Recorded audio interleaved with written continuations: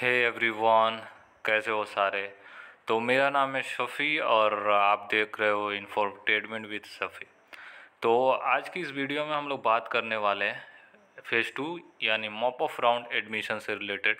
ये काफ़ी पूछा जाने वाला क्वेश्चन है। मैं सही टाइम और सही डेट का इंतज़ार कर रहा था, क्योंकि इसको बताना एक टाइम होता है, उस टाइम के बीच में आपको बताना मुझे लगता है कि सही रहेगा।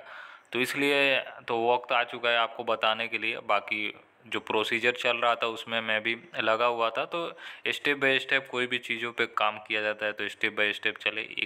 एक बार में ही सारा चीज़ों को बताना काफ़ी लोगों को समझ में नहीं आएगा। इसलिए मेरा जो मानना रहता है कि एक मतलब टाइम गैप के बीच में जो भी चीज़ें है उसको बताया जाए। तो आपका फेज़ 1 ऑलमोस्ट एंड हो चुका है। तो आपका फर्स्ट एलोकेशन हुआ था। फर्स्ट एलोकेशन के बाद आपका अपग्रेडेशन का रिजल्ट भी आ गया। उसमें जो लोग फर्स्ट राउंड में जिनको सीट नहीं मतलब मिल गया था और वो लोग चाहते थे अपग्रेड करना, तो उनका सीट अपग्रेड हो गया। और क्या हुआ कि बहुत लोगों को अपग्रेडेशन में जो पुराना वाला था वही रह गया, नया अपग्रेडेशन नहीं हुआ और काफ़ी लोग का अपग्रेडेशन हो गया। तो उससे रिलेटेड मैंने काफ़ी डिटेल में बात किया है, तो वो वाला वीडियो ऑलरेडी देख सकते हो, हालांकि आप लोग देख भी चुके होंगे। अब हम लोग बात कर लेते हैं फेज़ 2 मॉप ऑफ एडमिशन से रिलेटेड कि कौन कौन से कैंडिडेट एलिजिबल होंगे इसमें जाने के लिए और क्या क्या मतलब प्रोसीजर को फॉलो किया जाएगा, इस वीडियो में हम लोग जानने वाले हैं। ठीक है, तो एंड तक देखिए, काफ़ी आपको इन्फॉर्मेशन मिलने वाला है और ध्यान से आपको समझिएगा। ठीक है, तो ये आपको देखने के लिए आपको आ जाना है। आप लॉगिन करते हो तो वहीं पे आपको यहाँ पे 3 डॉट जो दिख रहा है ना इधर साइड में, तो यहीं पे क्लिक कीजिएगा, डाउनलोड पे आइएगा। डाउनलोड पे आने के बाद रूल्स एंड गाइडलाइन से रिलेटेड आपको दिख जाएगा। उसके बाद आना है 37 नंबर पॉइंट से आपका फेज़ 2 रहेगा। उसके ऊपर जो भी आपके फर्दर राउंड हुए उसमें ऑलरेडी मैंने बात कर रखा है। तो आइए अब हम लोग 1 बाय 1 समझते हैं। तो इन्होंने ये बोला है, the remaining vacancy if any will be announce college course programme category wise after the closure of earlier admission process on the notice board of centralised admission portal. Relevant notification will be published in the website of higher education department WBSCHE। यानी इन्होंने ये बोला है कि जो remaining vacancy होगा उसको announce किया जाएगा कॉलेजेस की तरफ से, और उसमें क्या होगा कि कोर्सेज प्रोग्राम वाइज वो लोग बताएंगे, कैटेगरी वाइज बताएंगे कि आपका कितना सीटें वहाँ पे वैकेंट है। जाहिर सी बात है, एडमिशन का जो फेज़ 1 एंड हो जाएगा उसके बाद जो जो कैंडिडेट एडमिशन ले लेंगे उसके बाद जो सीटें बच जाएगी उसके बाद वो लोग अनाउंस करेंगे उसमें कौन कोर्सेज में कौन से कॉलेजेस में सीटें बची हुई है। उसके बाद क्या होगा, मतलब उसके बाद क्या होगा कि आपका जो नोटिस होगा, नोटिस के माध्यम से ये portal West Bengal centralise portal पे ही ये लोग अनाउंस करेंगे। ठीक है, जो भी रिलेवेंट नोटिफिकेशन होगा ये लोग अनाउंस कर देंगे। तो थोड़ा सा वेट करना है, वो लोग अनाउंस कर देंगे आपको।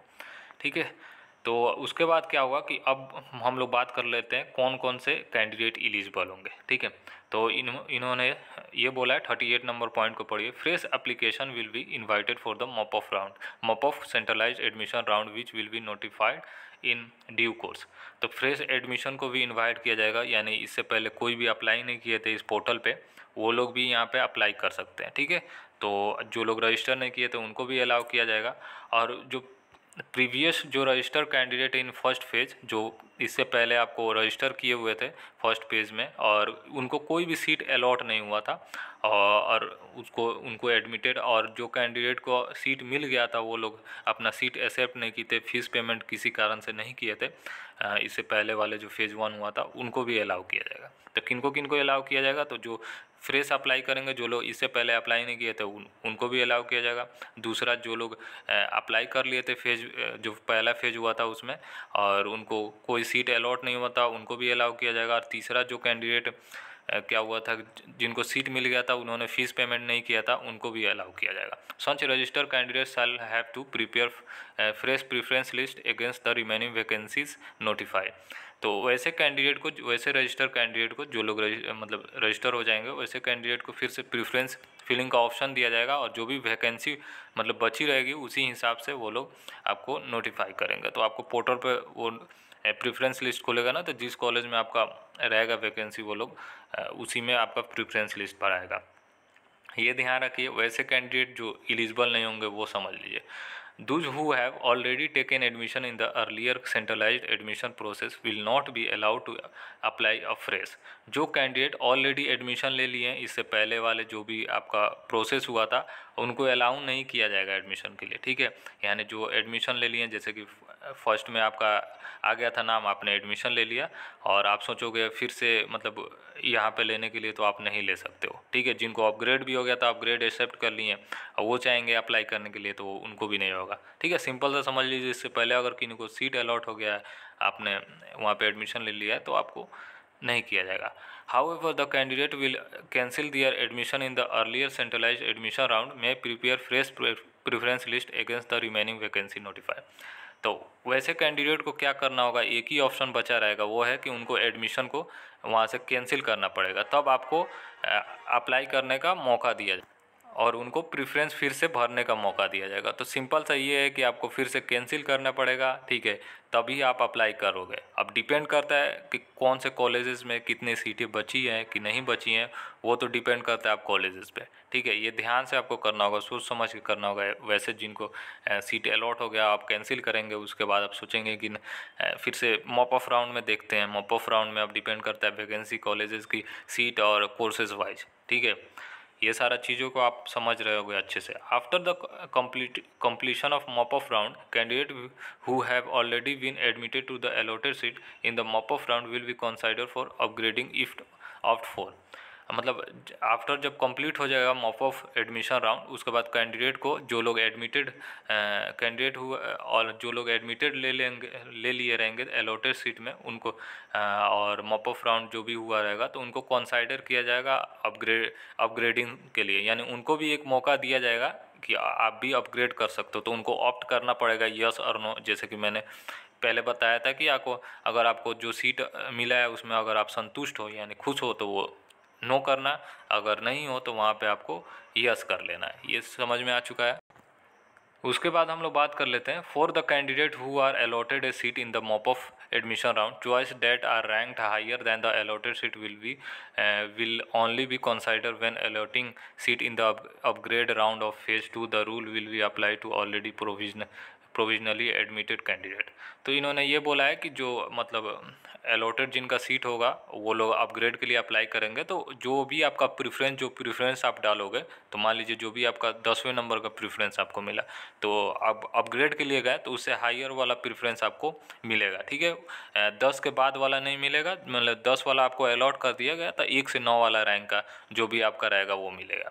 तो ये भी आपको पहले भी ये चीज़ें हुआ है, तो जो भी ये रूल अप्लाई होता है जो ऑलरेडी प्रोविजनली एडमिटेड कैंडिडेट है उनके लिए। उसके बाद हम लोग बात कर लेते हैं candidate who are allotted the first preference seat in the mop of admission round irrespective of whether they took provisionally admission or not will not be considered upgrade round of phase 2। तो candidate जो allot हो गया first preference में और वो सोचेंगे कि अब मतलब अपग्रेड के लिए, ठीक है, तो उनको मतलब ये लोग नहीं कंसाइडर करेंगे अपग्रेड के लिए। तो जो आपका मतलब पहला जो जैसे कि पहला ही रैंक आपको मिल गया, तो आप अपग्रेड कैसे करोगे, उससे हायर कोई रह ही नहीं सकता है, ठीक है। उसके बाद आप देख सकते हो after seat allotment the portal will be open for predefined period for the candidate to take provisional admission to upgraded seat allocated to them if any. तो जब सीट अलॉटमेंट हो जाएगा, ठीक है, तो पोर्टल को फिर से ओपन करेंगे कैंडिडेट और प्रोविजनली आप एडमिशन लोगे। जैसे कि आपको अपग्रेडेशन में आपको जैसे मिला था, तो आपको देखना है कि उसमें से कौन सा सीट पहले वाला लेना है, न्यू वाला अलॉट हुआ है उसमें लेना है। तो मतलब पुराना वाला तो रहेगा, अगर पुराना वाला नए वाला मिला है तो नए वाला में देख लीजिएगा, अगर आपको चाहिए तो ठीक, नहीं तो पुराना वाला जैसे कि एडमिशन लिया वैसे का वैसा ही रहेगा, ठीक है। उसके बाद इन्होंने ये बोला है कि अगर आपको मतलब वही जो मैंने बताया कि आपको अगर मतलब वहाँ पे अलॉट कर दिया जाता है सीट, जो भी अपग्रेड फेज़ 2 में आपको अलॉट किया जाएगा, तो उसमें आपको जो भी अपग्रेड सीट अगर आप नहीं लेना चाहते हो तो आपको वैसे को वैसे ही छोड़ देना है। जो पुराना वाला सीट है उसी को आपको रहने देना है, ठीक है। बाकी यही है। उसके बाद if A provisionally admitted candidate opt for the upgrade seat, the candidate will pay only the additional amount admission fees for the provisional admission to to the new seat in phase 2। तो इन्होंने ये बोला है कि जो candidate मतलब जिनको upgrade में मतलब आ जाएगा, नाम आ जाएगा, आप सोचेंगे कि अपग्रेड वाला ही मुझे लेना है, पुराने वाला को छोड़ के नए वाला ही लेना है, तो नए वाले में जाओगे तो उसमें क्या होगा, पुराने वाले में जो फीस आपने जमा किया होगा, फॉर एग्जांपल 12,000 आपने रुपया जमा किया, मैं एग्जांपल बता रहा हूँ, ठीक है, कम भी हो सकता है आपका, जो भी मान लीजिए 5,000 रुपये आपने जमा किया होता, और नए वाला का जो अलॉटमेंट हुआ उसमें क्या कि 5,400 आया, तो बीच का जो 400 अमाउंट होगा ना, अपग्रेडेड राउंड में जो नया सीट मिला होगा, तो 400 ही आपको पेमेंट करना है। अगर मान लीजिए पुराना वाला से कम फीस नए वाला का हुआ, तो जो बाकी का बीच का अमाउंट है वो लोग आपको रिफंड कर देंगे आपके बैंक अकाउंट में। तो जो कैंडिडेट मतलब फ्रेश अप्लाई करेंगे तो अपना बैंक अकाउंट सही से देना, ठीक है। तो यही है। अब लास्ट पॉइंट पे हम लोग बात कर लेते हैं। If the admission fee for the newly allotted seat is less than the previous one, then the extra amount collected earlier will be refunded to bank account provided by the candidate while filling the application form after the completion of the whole online admission process. वही चीज़ें है जो मैंने बताया। अगर candidate का मतलब admission fees जो न्यूली अलॉटेड सीट से कम होता है प्रीवियस से, मतलब पहले वाले से नए वाले का फ़ीस कम रहता है, तो जैसे कि मैंने बताया 5,000 पुराने वाला का था, नए वाला जैसे अलॉट हुआ तो नए वाले का 4500 है, बीच का 500 रुपया जो भी हो आपका, भी जो भी प्राइस गैप हो, वो अमाउंट गैप हो, सॉरी, तो अमाउंट गैप हो, तो आपका जो भी अमाउंट गैप हो वो रिफ़ंड कर दिया जाएगा। ये कब रिफ़ंड किया जाएगा एक्स्ट्रा अमाउंट, जब आपका क्या होगा कि जो ऑनलाइन एप्लीकेशन का जो भी प्रोसीजर ख़त्म हो जाएगा, एडमिशन प्रोसीजर, तब आपको रिफ़ंड वो लोग कर देंगे, ठीक है। तो आपके लिए घबराना नहीं है, जो भी बैंक अकाउंट आप दोगे वो सही देना, उसी में आपको रिफ़ंड कर दिया जाएगा, आपका एक पैसा कोई रखने वाला नहीं है, ठीक है। यही सारे चीज़ें हैं, बाकी जो पहले ही चला था वही चलेगा। बाकी इसमें फेज़ 2 में आपके लिए एक अच्छा ये कर दिया गया कि जो लोग अप्लाई नहीं किए थे उनको ऑप्शन दिया जाएगा कि आप अप्लाई कर सकते हो, वहाँ पे जाके पोर्टल पे न्यू अप्लाई करोगे, प्रेफरेंस डालोगे, और जिनको सीट अलॉट कर दिया गया था उन्होंने फ़ीस पेमेंट नहीं किया उनको भी अलाउ कर दिया गया। और जो लोग एडमिशन मान लीजिए पहले ले चुके थे, अब उनको क्या है कि उनको तो कंसाइडर नहीं किया जाएगा, पर आप एडमिशन वहाँ से कैंसिल करोगे तभी कंसाइडर किया जाएगा, ठीक है। तो सोच समझ के करना।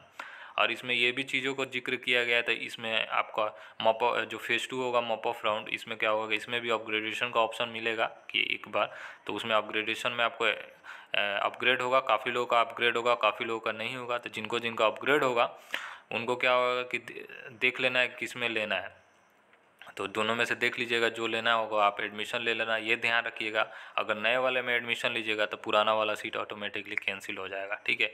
और जिनको एलोकेशन नहीं होगा, मतलब अपग्रेड नहीं होगा, तो उनको पुराना वाला ही में जाना पड़ेगा, यही ऑप्शन रहेगा, नहीं तो एडमिशन कैंसिल करना पड़ेगा।